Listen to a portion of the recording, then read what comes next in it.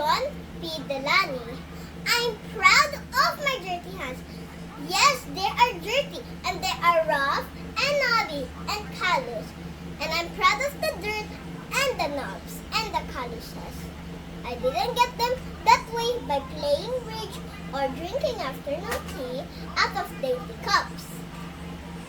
Or playing the well-advertised Good Samaritan at charity balls. I got them by working with them, and I'm proud of the work and the dirt.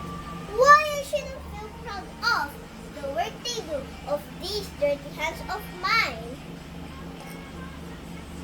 My hands are the hands of plumbers, of truck drivers, and street cleaners, of carpenters and engineers, machinists, and in workers in steel.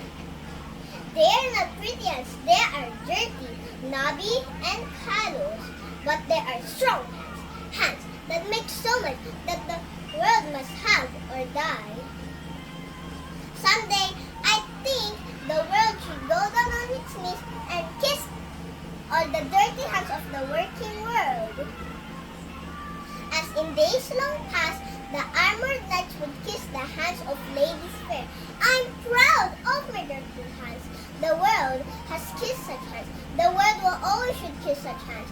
Men and women put reverent lips to the hands of him who held the hammer and saw and the plane.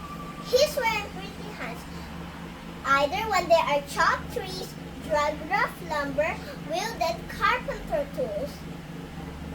They were working man's hands, strong, capable, proud hands.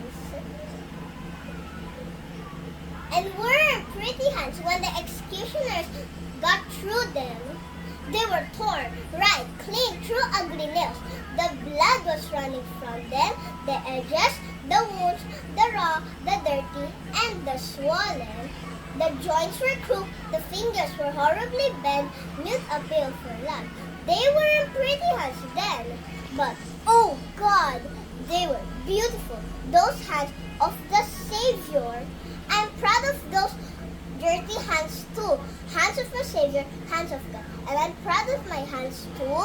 Dirty hands, like the hands of my Savior, hands of my God. Thank you. I'm Krisha Emily San Mateo.